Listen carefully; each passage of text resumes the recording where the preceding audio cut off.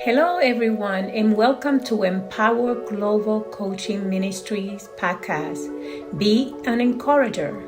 This is your host, Claribel, Transformational Life Coach. I am so happy you are joining us today. Welcome to Be an Encourager podcast, where real stories of transformation, faith, and redemption come to life. I'm your host, Claribel Coriano, and I'm thrilled to bring you our fourth guest for 2025, Cheryl Rhodes Alexander. Cheryl is a certified transformational life coach and CEO, founder of LYFE DESIGN Coaching, LLC. She brings over 30 years of experience in HR leadership and executive coaching, paired with a strong academic background in psychology and counseling. And through her faith based coaching approach, Cheryl empowers high achieving women, especially women of color, navigating their career transitions or seeking deeper fulfillment despite outward success. Her work supports professional women, typically from age 35 to 65, who are ready to lead with authenticity and heal from within and thrive with confidence. Get ready for an enriching and encouraging conversational. So let's dive in and welcome Cheryl to this podcast, the Encourager podcast. We're very happy to have you today. Thank you so much for the introduction, and I'm glad to be here. We're going to be talking about different points that has to deal with HR. And the topic today is evolving workplace trends and employee well-being. And my first question to you is, the workplace right now has undergone dramatic shift in recent years with remote and hybrid models becoming the norm. And these changes have a profound impact on company culture, employee engagement, and overall well being. So, in this segment, we're going to be exploring how HR professionals are adapting to these changes and the role of technology in adapting to future work. How has remote and hybrid work affected company culture and employee engagement? That's my Oh, first question to you. okay, great question. And I just want to put some context around my responses to this. I am retired from the actual corporate world. I do work socially in the workplace. So my responses are based not only on what I currently do, but also based on my breadth of experience. So Mhm. the answers are going to be a little unique, I believe, in how I respond to these. So I just want to put that out there so folks don't have any misperceptions about my Mhm. responses. So, in terms of the question, how has remote work and hybrid work changed the company culture and employee engagement? First and foremost, it's recognizing that when we had to sequester and we went into this remote mode of working, we realized that we could still be as effective in the workplace. We just had to engage in different ways. We had to find new ways in which we could relate to one another. We were not meant to work in isolation. We weren't even created. Mhm. God said He created us to be in relationship and fellowship with others. And so understanding that we still need to be able to engage and connect with folks, but we have to do so from the perspective of being authentic, of being respectful and compassionate, caring for one another, knowing that how we did things before may not be the way we need to do things now, and that's okay. But respecting that there are different ways to do things, but not losing sight of who you are and yourself in the midst of all of that. So that I would say that would be the first thing is it's not just about being seen, but it's about being valued. That's what employees, and I think that's the biggest thing about the hybrid work. Folks want to know that they're valued, whether I'm physically on site or if I'm working remotely or in some combination thereof, that what I bring to the organization has value and that you see me and you see the value that I bring. Thank you for that amazing answer. And I certainly agree with you. that the employees need to be valued, and also leadership needs to be valued as well. I agree with you on that. So, what initiative have HR professionals implemented to address burnout and mental health? Because this is like kind of a common problems nowadays. Well, I think probably the biggest thing is recognizing that the role of HR has changed. We've had to pivot on a dime, so to speak, Mhm. in the wake of the global pandemic of 2020 and 2021, where it wasn't just about enforcing policies, being the policy police. It's now about how do we advocate for the wellness and the well being of our employees as well as those who we serve in the community. And I base a lot of that on my 15 years of working in public sector. We served the community, the general population, the general public with the nature of the work that we did. And in order to do so, we had to be responsive to their needs, but also to the needs and the well being of our employees. How do we keep them safe in providing this service? So just understanding that it's about the mental health as well, making sure that people are okay, checking in on them, giving them the time they need to process the changes because change is difficult for folks Mhm. and helping them work through that, whether that's something that we as an organization promote through wellness incentives and programs, or if it's through allowing employees to take time off to reprocess things, get whatever help and assistance they need, but really helping individuals be okay in the midst of transformation and change so that they don't get burned out. People need, you got to have that balance. It's not either or, it's and both. Thank you for that. Your elaboration on that. Yeah. And I certainly agree with you that the leadership have to be conscientious of that, that they have to be supportive to the staff and make sure that in order to have a happy employees, you have to give some of value to them, and also balance that, like you mentioned before. Now we are seeing a lot more how AI and automation is changing the hiring process and onboarding process, and it seems like it's I feel, in my opinion, instead of becoming easier, it's becoming a little bit more, how you say, challenging because of the electronic onboarding, as opposed to before everything was done by paperwork. And I can understand it may have, cut time from the process, but it's also kind of very challenging to some individuals that may not, have the knowledge of AI or automation. What is your, if you can elaborate on that question? So I will, in all transparency, during my career in HR, I did not use AI to screen resumes, but that is becoming the norm with applicant tracking systems. And just from my perspective, I say there's pluses and minus for whichever system you utilize. I don't have an allegiance or loyalty to any particular system, but AI is here and we have to embrace it and find ways to make it work for us, but don't let it take away the human side of what we do and how we look at and screen potential employees for our organizations. Yes, AI can speed up the process significantly in terms of churning through hundreds and sometimes maybe thousands of resumes. It's a quick way to sift through all of that and get the cream of the crop. So there are benefits to having AI and automation in that process, but at the same time, don't forget that there's a human component behind all of that. There's a human being that has something of value. You've recruit your advertising, you're promoting and recruiting for someone, not something.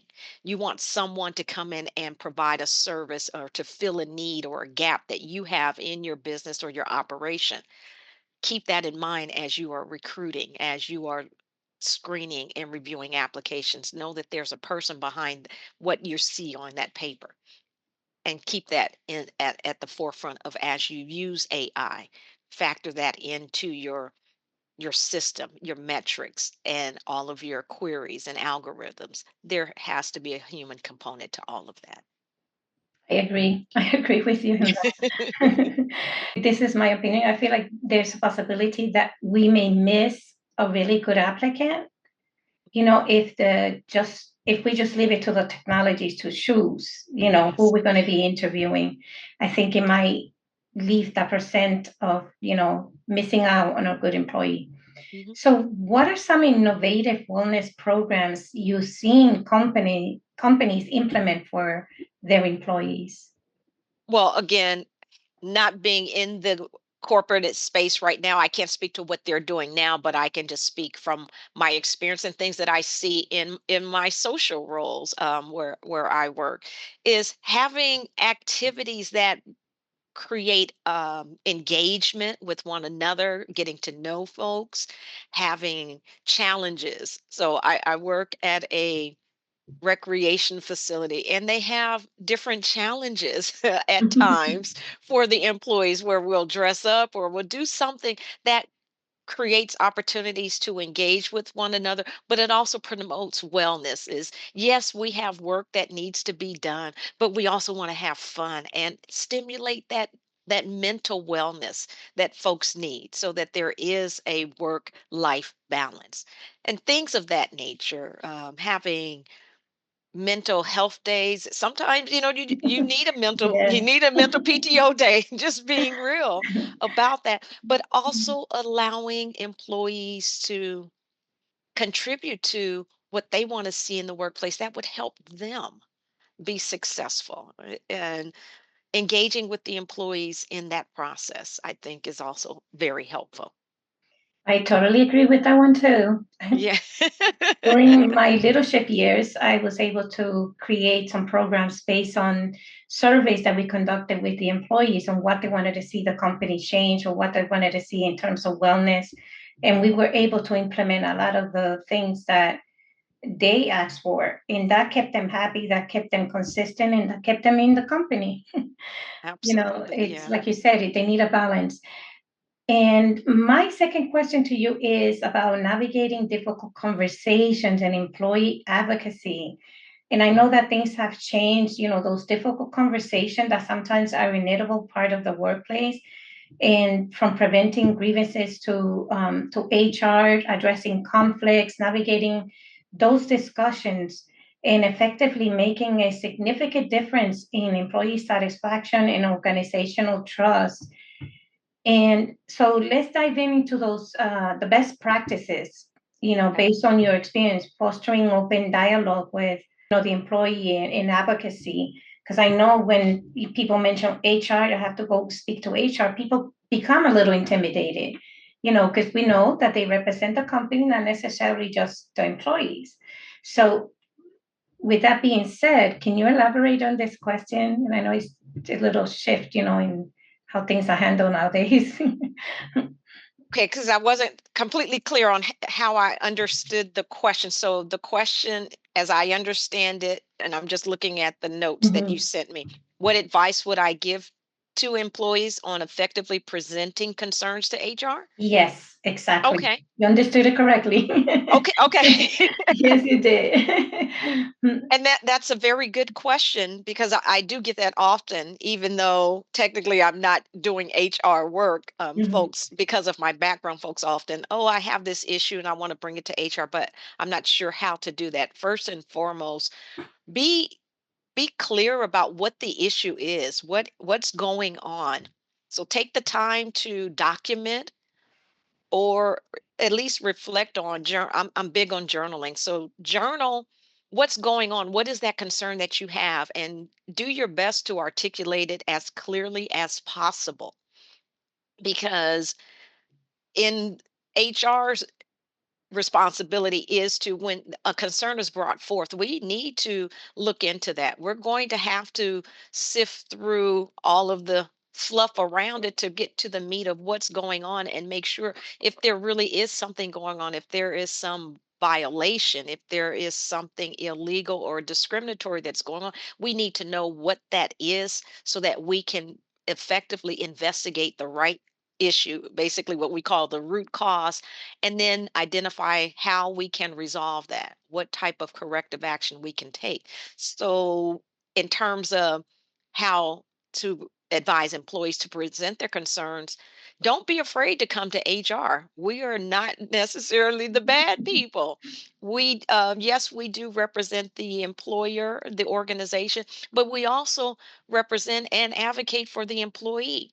Bring the concern to us, but again, make sure it's clear you understand here's the issue, and it's not just something, oh, my boss doesn't like me because he's telling me I got to do work. Well, the truth is, yes, Mhm. you do have to work. We paid you. You applied for a position with our organization to do a specific job. We need you to do that. Now, if your boss is asking you to do something that may be unsafe or that you feel is in violation of company policy or employment laws, then yes, we need to look into that and make corrective actions in that sense, if it's the case. But don't be afraid to come to HR. Give them the information so that they can investigate it. Mhm. And also, and it's not just, I want to tell you something, but I don't want you to do anything. But also, what would you like to see, or how could we improve or make this situation better for you? So, have not only here's the concern I have, but here's something for me that I think would be helpful so that I can be effective in doing my job. So if I understood you correctly, documentation is very important. Writing down the facts, the date, what exactly happened, and what would you like to see rather than, just a complaint without having the facts and or maybe the policies and procedure and maybe naming the policy and procedure in the complaint. So that way you have a very substance in your complaint as opposed to being something that and not backing out either because that's not going to look good. Right. And Um, I'll mhm, give an example where working in an organization, and I noticed certain things in terms of how we were trained to do certain things, certain policies. But in practical application, things were not consistent with what that policy or how we were trained. mhm. So, and talking with other coworkers, they were like, nobody's going to do anything about it. Nobody's going to say anything. No, we want to do things right because I'm big on integrity, how we Yes. show up and so forth. Hmm. So I I took it upon myself to document for me, okay, here's what I'm seeing.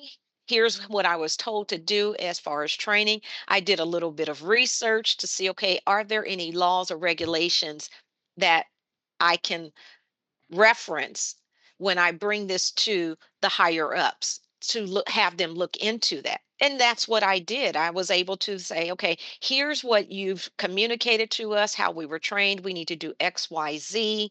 However, in practical application, this is what's happening. And I want to make sure that I'm doing things correctly. Here's something that I found out in terms of from a policy standpoint, the research I gathered. I got all of the facts that I needed, the Hmm. information, and I said, here is a possible suggestion that I would like to propose be considered. Not saying you have to do it, but would you give consideration to maybe changing how we're doing this to comply in such a way that people can easily um, do the job, do the task without feeling as though they're being pulled in opposite directions versus here's what you told us to do, but here's how we're actually doing it and keeping that integrity intact. And also clarity that everyone is in the same page, Same everyone page. understands the same thing, and it Yes. creates a better, healthier work environment. And with that being said, why is psychological safety important? And how can organization foster it? We hear a lot now more about toxic workplace and toxic bullying, and there's another term that they use as well. um, I forgot, but there's a lot of that being mentioned nowadays in the workplace that there's a toxic environment, the bullying, and many other. So, why is psychological safety important, and how can organization foster it? Psychological safety is key, from the standpoint that if an employee does not feel safe in all aspects of what we mean by safe, physically, mentally, emotionally, and I'll even throw in spiritually safe. Mm-hmm. If an employee does not feel safe to share their thoughts or ideas, concerns, or even mistakes that they make without fear of the consequences or fear of being reprimanded, guess who misses out? Both the organization and the customers and the clients. Everybody loses Very because true. the employee, if I don't feel safe, I'm not going to give you my best. I'm not going to share anything. I'm going to shrink. You're not going to hear my voice. You're not going to uh, get the benefit of what I have to offer. My lived experiences, my knowledge, my wisdom, my training, all of that is lost, and nobody really wins if I don't feel safe. So create an environment. Organizations should be focusing on creating environments, inviting different points of view and perspectives. We're not a homogenous monolith or the sorts. We are very different. God created us all very different with unique gifts, talents, skills, and abilities. We need to embrace that. We need to share those with everybody so that everyone contributes and everyone plays a part in the success of the organization. That's really good elaboration that you gave on that topic, making everyone feel, welcome, that their voice is going to be heard, validated, and that, people, different people bring different things, different cultures, and having that respect. When you set that tone in a workplace, it becomes a healthy workplace rather than toxic, because people are being valued for, and being respected. And that's a great Yeah. Can observation I you add gave us. one thing? Mhm. And I Yeah, no, want to of be course. mindful of, and I know you and I are women of faith, of believers in Mhm. Jesus Christ. And as I was preparing for this and with that particular question, First John 4:18 is something that I just wanted to just mention. Is it states that perfect love casts out fear, because fear Yes. has to do with punishment. And that goes back to psychological safety. If Hmm. if I'm afraid, if there's fear of saying anything, of a speaking up, of advocating for others for what is right, if I can't share that in a safe environment, then we breed this fear of punishment. And that's not how we were created. We were not meant to be fearful.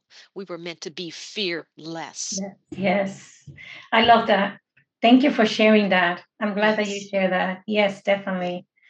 Because it almost becomes like an infectious thing, that toxic.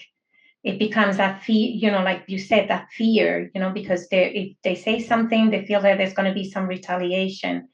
We should be able to have a healthy environment where people can voice without feeling like they're going to be ostracized, or have some retaliation, and embracing what they bring to the table. It may not be something that they can necessarily put in a policy and procedure, but be maybe perhaps explaining to the person, look, we may not be able to implement this right now. We have to look into, we have to research, but we value your input, and we value what you're bringing to our attention.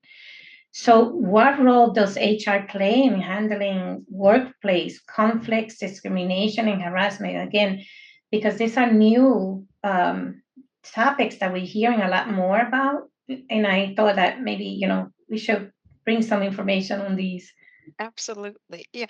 Again, HR, our role oftentimes is to be the bridge. We're the bridge between leadership and also the front line, those that are actually implementing and doing the work. Mhm. We are the bridge between policy and procedure, also between justice and grace. We need to make sure that the policies that we put in place, the directives, all of the things that we as an organization are doing are done for the right reason, in the right manner, that ensures our employees are working well, they're being cared for, but they're also giving and doing the work that we hired them to do. So there's a balance that HR has to play, and we have to know Mhm. that again, we're that bridge, we're the middle. We bring those pieces together. And that's how the workplace should be.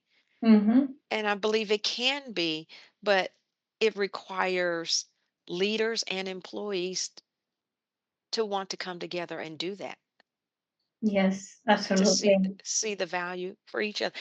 Is I need you, you need me Mhm. type of thing. Yes. Yes, you're absolutely right. Yes. Because those workplace conflicts or issues that come up or harassment, they have to be handled with sensitivity, with, Yes. being conscientious and really not just protecting the workplace, but also protecting the employee as well, because it can become a bigger, disaster. So knowing how to handle that and balance it, it's really important, like you said. So, how can organization build a culture of transparency and trust? Integrity. Mm-hmm. Integrity, I think, it was brought up previously. And it's not just walk the talk, but it's say what you mean and do what you say Yes. consistently. Mm-hmm.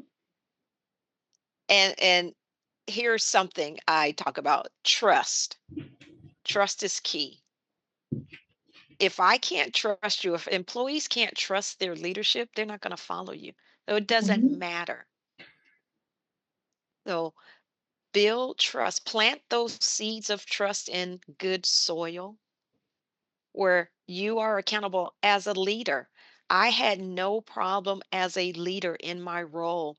If I did something and it didn't turn out the way I had hoped it would, or I had to pivot and do something different, own it. Mm-hmm. Okay, yes, we planned it out, but things did not turn out the way we thought. So we're going to look at and go back and see how we can improve that process and do it differently, do it better.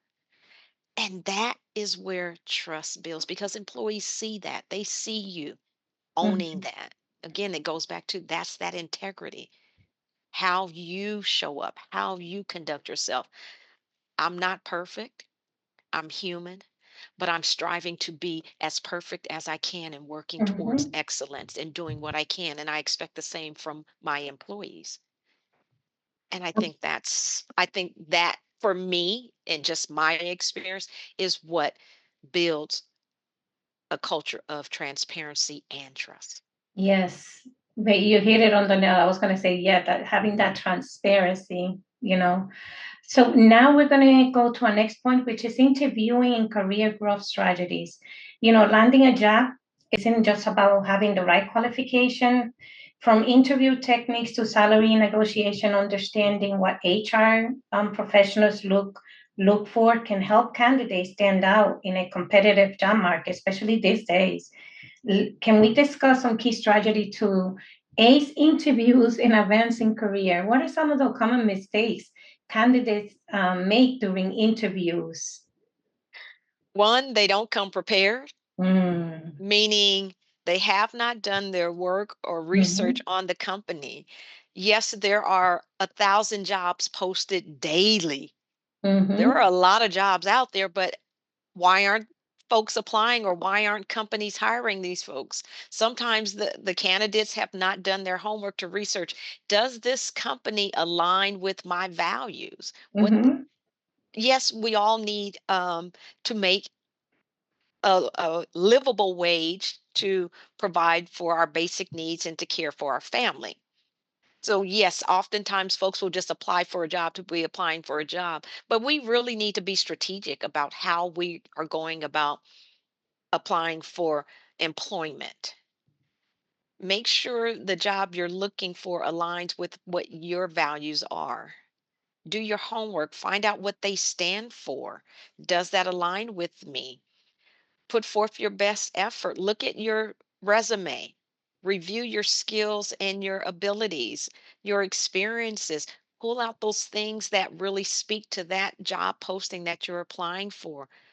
Give examples of how you have contributed to the organization's success and growth. What contributions did you make? To the extent that you can quantify it, quantify it. That's what employers are really looking for. And dress the part. Mm-hmm. Very important. That was W- uh, that was we one of don't my pet peeves. we don't dress up anymore. I know we can do interviews over the phone or Zoom Mm-hmm. and so forth, but if you are doing an in-person interview, please come properly dressed for the Mm-hmm. organization. If you are coming to a community center or someplace where they are very casual, then that's one thing. But don't come in your flip flops, your Crocs, or that. Put on some decent shoes and clothing to represent. Put forth your best effort. Mm-hmm. That was one of my question. I'm glad that you mentioned that because that was one of my pet peeves. I did so many interviews in my lifetime, and that was like, nope. That I used to write my little note. They didn't take the time. Also researching the company. What did you learn about the company? That was one of my guidelines that I had when I interview. What do you learn about our agency? What makes you, the state align with you, and questions like that. So beyond qualification, what traits do HR professional prioritize in candidates? How you communicate, your emotional maturity and your communication skills. Are you able to communicate clearly? Do you listen? Mhm. And recently I had someone share with me, there's a difference between listening and hearing. Yes. I hear you, but am I listening to you? There's a difference.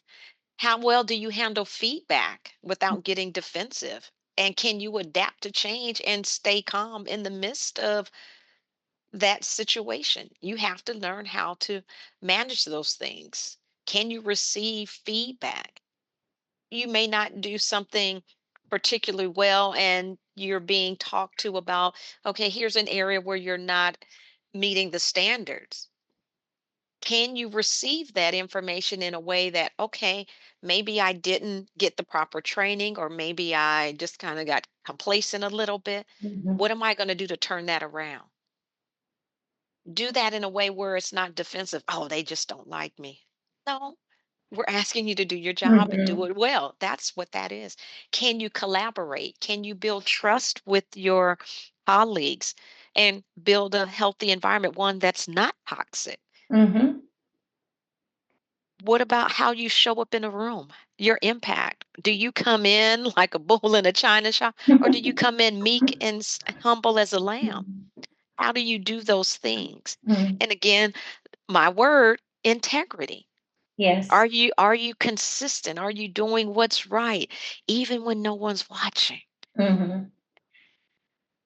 As employers, and oftentimes we have to look beyond just what's on paper, your skills, your qualifications. Mhm.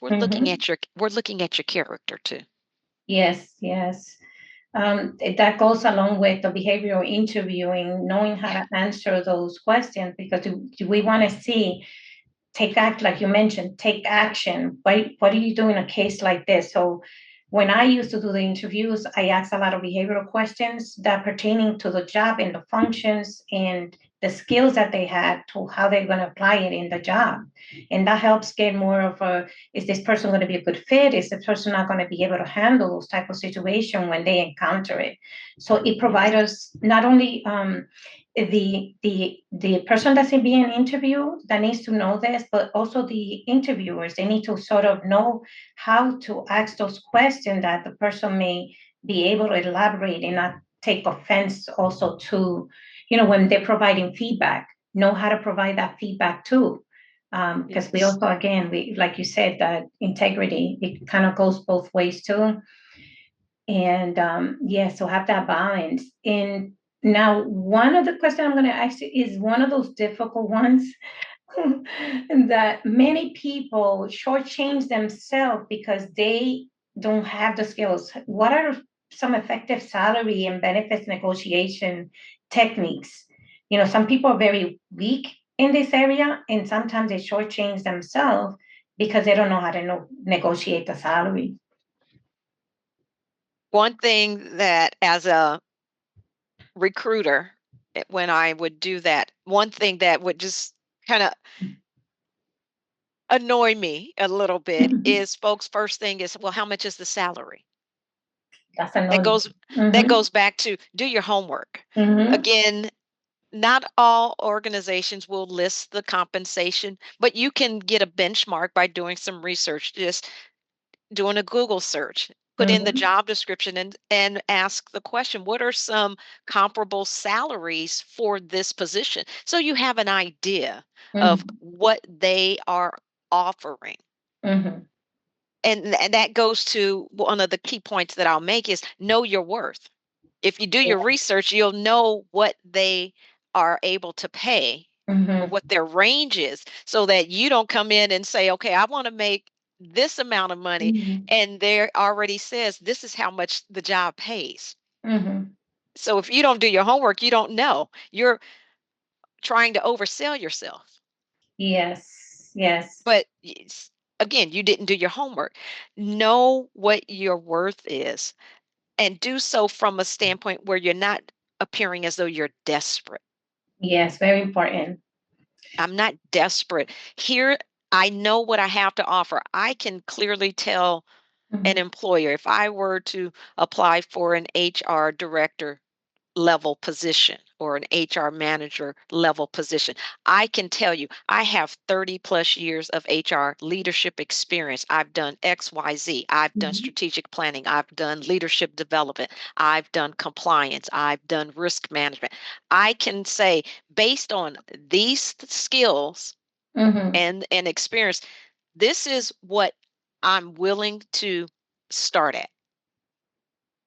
Here's where I'm willing to start, but I've also done my homework and know that where my bottom, my floor is Mm-hmm. in range with what they can offer to pay. So I'm not having to barter or negotiate or scale back my worth in order to get a job. I Mm-hmm. I know what I have to offer and I know what that is worth. So I heard you say, know your worth, know your value, know how much the company is offering. So now we're going to talk about women in human resource leadership. Women have long played a crucial role in human resource leadership, yet challenges and opportunities continue to evolve. Let's explore the experiences of women in HR, the leadership lessons they learn, and how they're shaping the future of workplace culture. What unique challenges do women face in HR leadership roles? Well, first, just to give a little background, HR, women were not really at the forefront of HR until probably in the 80s, late 80s, maybe 90s, because traditionally women didn't start coming into the Oh. workforce in large numbers until that period, really. So just understand that HR traditionally was a male role, male dominated, but it has now flopped and it is primarily female dominated. In terms of unique challenges, one of the things is we're often expected to be nurturing.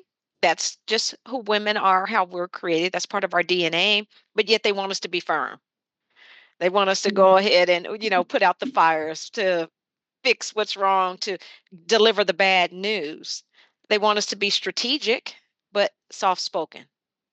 You can be in the room, but just be quiet, or your what you have to offer and say may not necessarily resonate with them. And then again, imposter syndrome, Mhm. it's still there. We still have it, especially women of color. We have to show up not in our authentic self, in our true self, in our voice, in our cultural identity, but yet they want us to be in these spaces, or we are ascending into these spaces and places.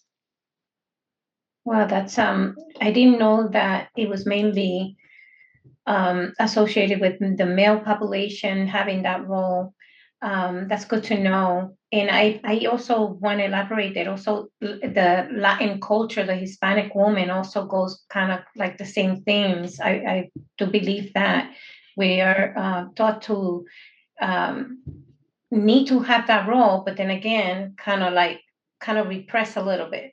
It doesn't let you have that freedom to, you Yes. know, Yes. be comfortable in the role. So, how can organizations support and promote more women in leadership? Remove the barriers. Mm, Acknowledge that women are just as capable, just as competent as any male. We can do the work. mhm. Give us an opportunity. We're not asking for a handout. We're not asking you to expect perfection. Promote prom, promote potential. I We like have the that. pot- we have the Mhm. potential to do great things. We have done great things. Yes, Give us an opportunity to show you what we can do and let us do it. I like that. Let I, us do I don't it. want I don't want to say any more than that. Just let us do it. Yes, definitely. Just shorten to the point, and that's it. What leadership qualities are essential for success in HR?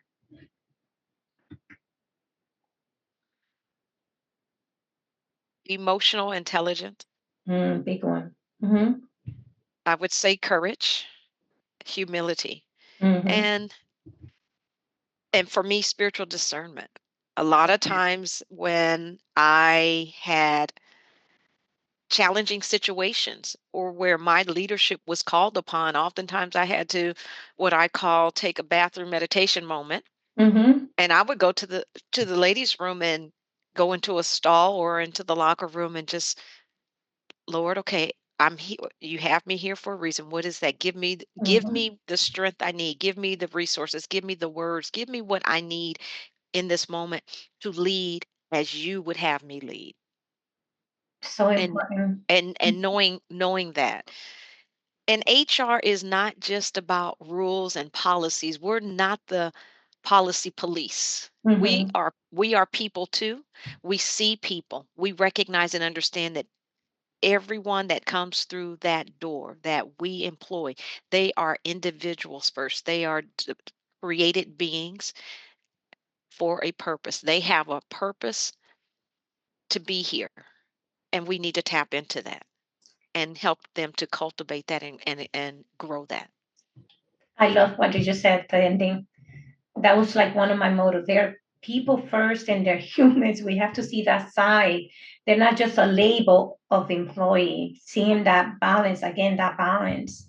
And so that way they can grow within the job. I feel, in my opinion, that if we can keep an employee in the job from for several years as opposed to having that shift of people coming in new retraining, that I think that wastes a lot more money for the company or the agency, that retraining process and starting over again, and also takes time from the leadership doing their jobs. Hmm. There's a cost to constant retraining. For every time someone leaves, you're expending at least 150% of what that salary is to retrain this next person. So if you're having this revolving door, you're just constantly spending money, throwing money out the door. Wow. Yes. Take the Hmm. time to assess what it is you really need in terms of employees. Hmm. What is the right skill set, the talent, all of those things that you need to do this particular position, this role, and then spend your money wisely to find that right person. And maybe they don't have everything that you would desire for them to have. They don't have all the preferred, but they have all of the basics. You Hmm. can train some of those other things. Again, you don't want to hire perfection, you want to hire for potential. Yes. They have the potential to be great because I am investing in them. And when you invest in them, 9 times out of 10, at least from my experience, they're going to give you their best. Yes, they're going to be loyal employees. Absolutely, I agree with that. Now we're going to be speaking about Black women navigating leadership roles. What Black women leadership often navigates unique challenges, from breaking those barriers to advocating for inclusivity. This discussion highlights their experience, the obstacles they overcome, and the ways they're paving the way for the future generations. They are those role models for the other Black women that want to get into those leadership roles. What are some key challenges Black women face in leadership roles? I would say the biggest one is we're often expected to do the heavy lifting. And Mm, what I mean by that, they expect us to fix it, to clean it up, to put mhm, out that fire, to take care of, to nurture, to lead, to mentor without any reciprocity. No one does that for us. We do it for everybody else. mhm, But who does that for us? We're often, we have to come in, and we've heard this word code switching, or we have to shrink to fit in. Why is that? Why mhm, can't I come in, be who I am, and give you my best and be seen and valued for that? We are often, at least, and I'll speak from my personal experience, either I'm the first, one of a few, or the only Black woman in a space where no one thought I should ever have ascended to, but I'm here. And I'm looked at as I'm the bearer of all that has gone before me. I'm carrying the burdens. I'm carrying the weight of generations past and generations to come. And that can be heavy mhm. to carry and hold on to while trying to be who I am in those spaces. Well, that's deep. It's powerful.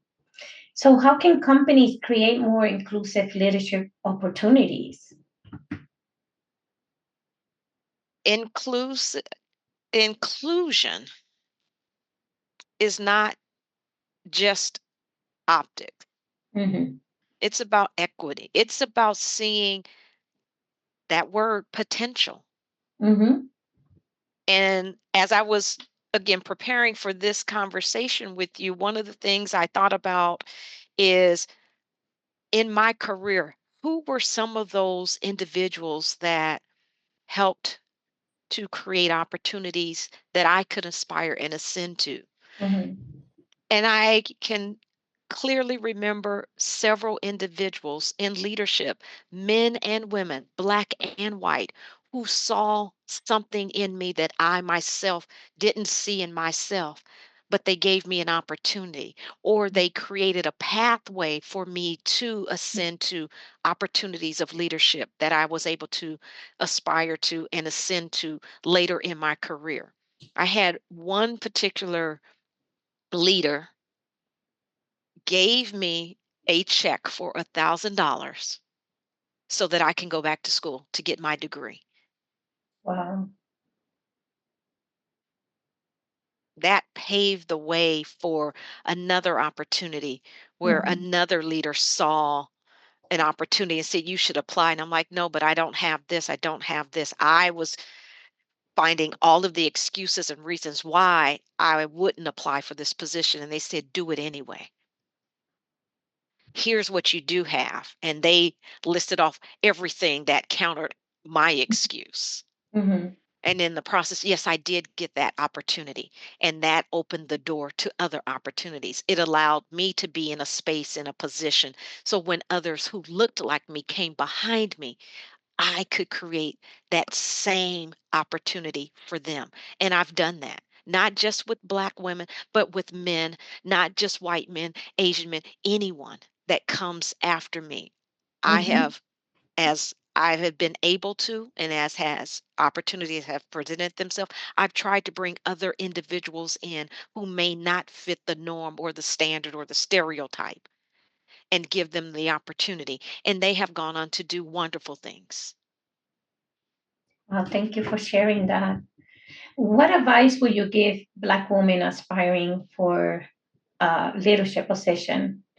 Was that, I just asked you that? You didn't ask that, but I probably did answer that somewhat already. But know that your voice matters. You don't have to be silent, but we've often been silent so that we could survive in those spaces. We don't have to do that anymore. We should not do that anymore. Mhm. And then lead from your healed self. Take the time to know and to do the work to heal yourself where you may be broken, where you may Mhm. be stuck, where you feel that you are not your best, where fear and doubt may have given rise to some things. Do the work to heal those spaces and those places of yourself so that when you are in a position to lead, you can do so from a position of being healed and whole. Mhm. Now, my next question to you is, how can mentorship and sponsorship impact career growth for Black women leaders? Mentorship is huge, and I've had mentors throughout my career. I still have mentors, and one of the things I've realized is that mentorship helps build you up, Hmm. but sponsorship elevates you. And that example I gave, where this Yes. woman gave me $1,000, she sponsored me. Hmm. She invested in me. Hmm. And in turn, I've been able to do that for others, not always financially, but I invest with my time, with my talents, Hmm. and share that. And that is so key. We all need mentors. We cannot do this alone. We should not do this alone. Oftentimes, we are in spaces and places where there's no one that looks like us, or no one that has been in our shoes or understands our experience, our lived culture and experiences. And so we need to find individuals that we can trust, who can help us navigate that, whether it's just a listening ear or they can give us some guidance on direction on how to do things. We need that more than ever. Be mentored, but also be a mentor. Yes, very L- important. leave a legacy as you rise. Mhm. That's how we can help grow and create career opportunities for others. Is we help them too. We mentor them, we coach them, we guide them. We find lead them to resources, things that helped us, share our experiences, our stories. I like that example, being, the mentor and the sponsorship as well, having those individuals that push you to do better, to grow and not keep you under, but sharing of yourself also. You mentioned sharing of what you learn so you can pass it on to the next leader. And that's really important. That was one of my, how you say, like my perspective that I wanted to teach my staff, work on the development, your career growth, so that way they can hold positions after I'm no longer there, that they can also be in leadership. Now, my last, well, it's not a question, but as a role model and Christian mentor, you have the unique opportunity to inspire, uplift those who have been either experiencing those struggles in career, jobs, human resource, and making those transitions to new careers. What encouragement would you like to share with the listeners today? And for those who are facing challenges, how can they find that strength, that comfort, and stay focused? And are there any practical steps that that can help them stay grounded, navigate, that can help them also find those resolutions to those challenges that they may be undergoing? So I wrote down a couple of things. The first one is, you are not stuck. You are being stretched into your next level. Awesome. You got to stretch. Hmm. It's not always comfortable. There will be some difficulties, there will be some pain, there will be some tears, but stretch through it. Hmm. God uses everything, every detour, every disappointment to develop you. Anchor your identity in who He says you are, not in your job title, not in your current role, your position, your salary, your bank account.